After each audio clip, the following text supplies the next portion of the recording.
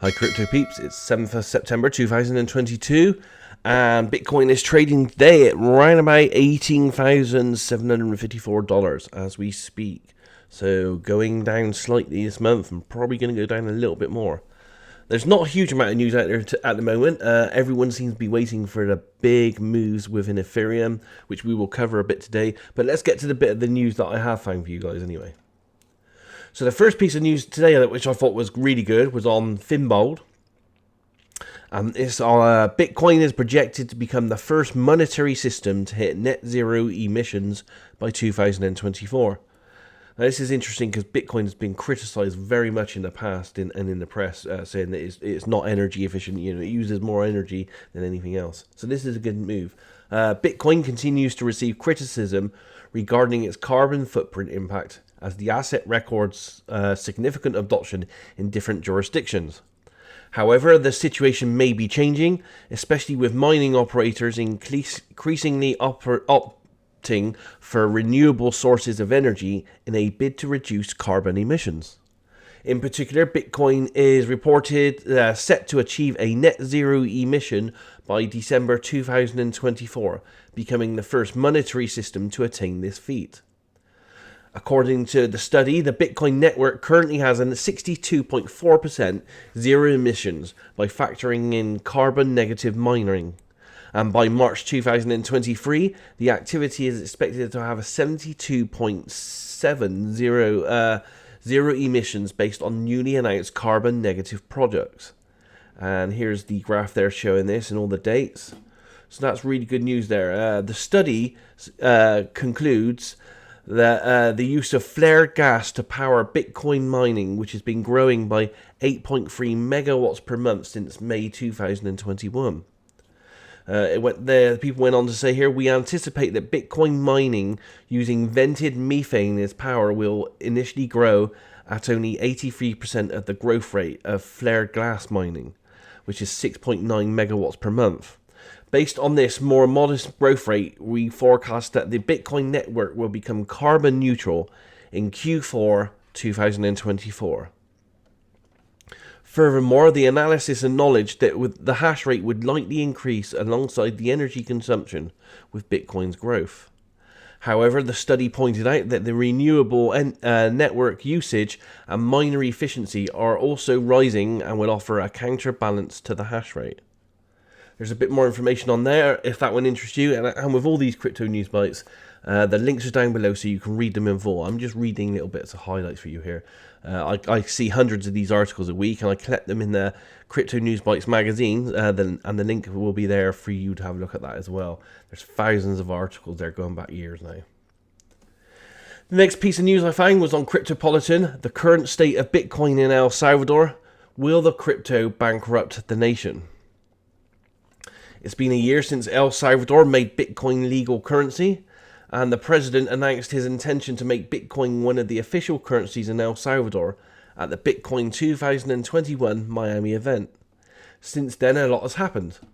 And after making that promise, the president upheld his word and El Salvador became the first country in the world to use Bitcoin as a legal payment on September 7th, 2021. Since then, the Bitcoin situation in the central Latin American nation has been tumultuous. It has since encountered problems such as macroeconomic factors, the crypto winter, global recessions, and fierce arguments from influential critics. It has left investors with one of several questions. Will the legal adoption of Bitcoin bankrupt the Latin nation? The ascension of Bitcoin in El Salvador has not been easy, yet it's still a long road ahead.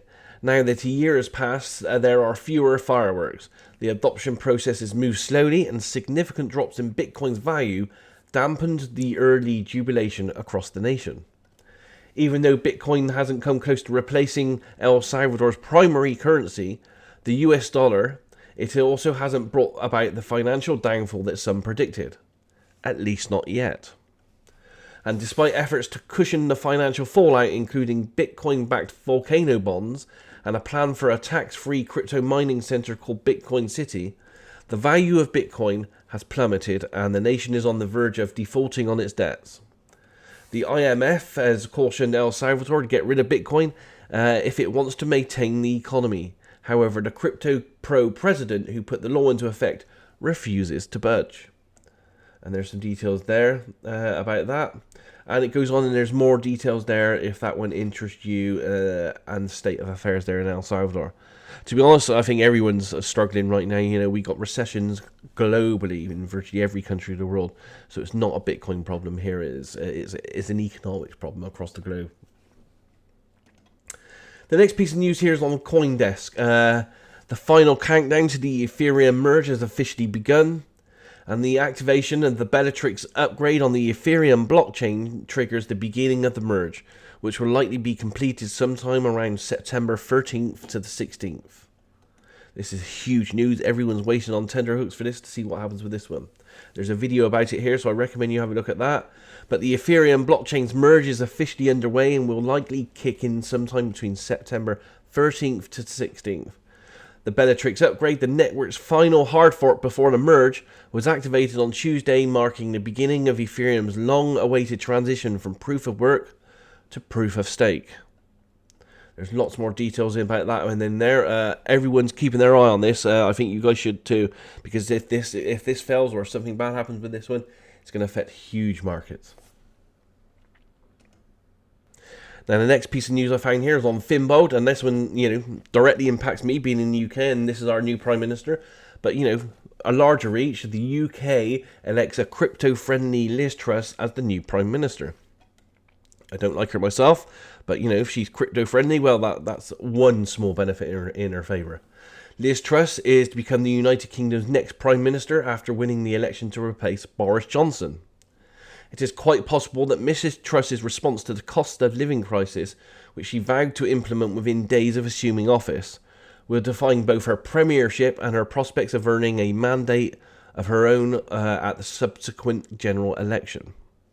In 2018, she tweeted that we need to accept cryptocurrencies in a manner that does not limit their potential and liberate free enterprise by eliminating rules that hinder prosperity.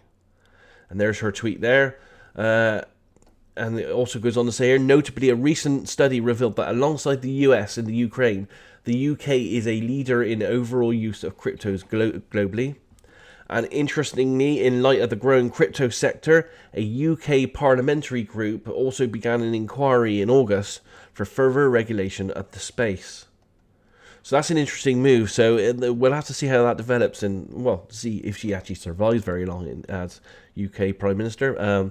But there he is. She's crypto friendly. So that's a benefit for us all in the crypto space. Next piece of news here is on Binance. And Tether is a bigger indicator of whether the crypto market can stabilize. I reckon you have a look at that one. That's a video there. So I won't be able to show you that right now. So have a look at that and see what happens with that. Also, another one on Binance here, which is a good one, is Binance is going to stop supporting rival stablecoins like USDC. There's it's another video there. It's on for a few minutes, and I'm afraid they make you watch ads as they do with these things. But have a look at that if you're interested in stablecoins and what's happening there, and if you're interested in Binance as well. See what they're doing in the markets here. Up next, here's a really interesting article here. On Yahoo Finance that kind of ties with what I just showed you with the last video. Crypto stablecoins scramble for safe havens as sanctions threat escalates. A major stablecoin issuer is formulating an intricate plan to ensure it always remains beyond the reach of centralized authority after US regulators froze USDC funds without warning.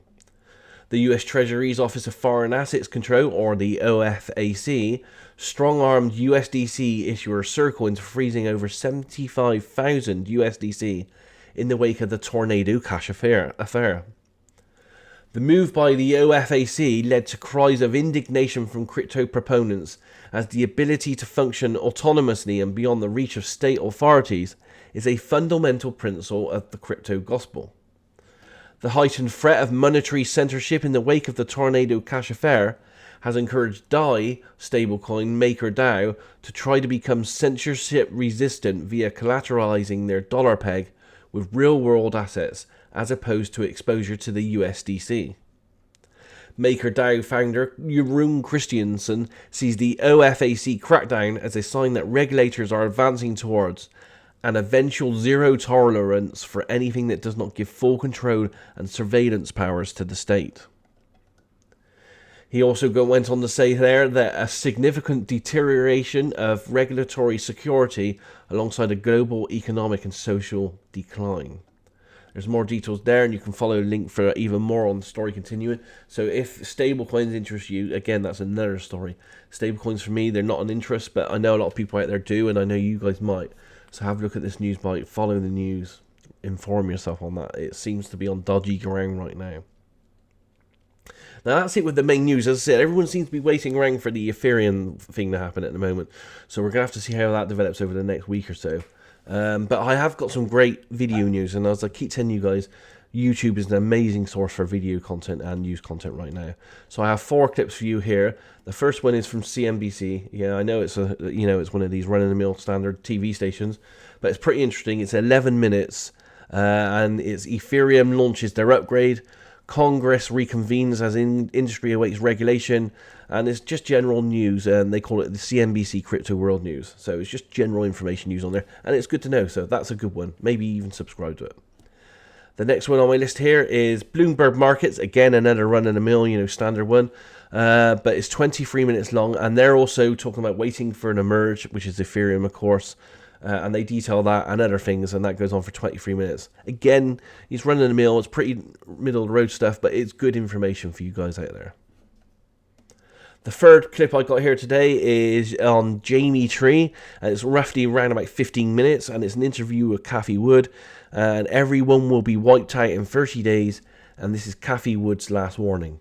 If you follow Cathie Wood and what she's doing and what she's investing in like I do, she's one of the main people in the industry right now. A lot of people follow her and follow what she says and does.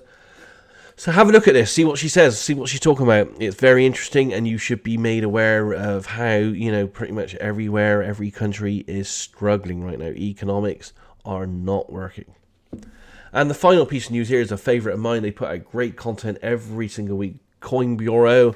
This one's around about 22 minutes.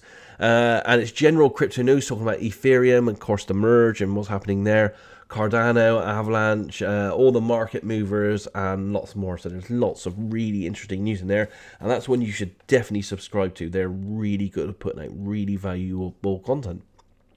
That's it for the crypto news this week. As I said, it's not moving too busily. Everything seems to be on hold to see what really happens with the Ethereum, move from proof of work, proof of stake kind of thing. See what the situation happens there. Hopefully that'll go ahead and go right with no problems and issues. Everyone's on tenterhooks. I'm away next week, so there won't be any news next week. So I'll see you in a couple of weeks' time. Have a great week ahead. Be careful out there. Namaste. Take care.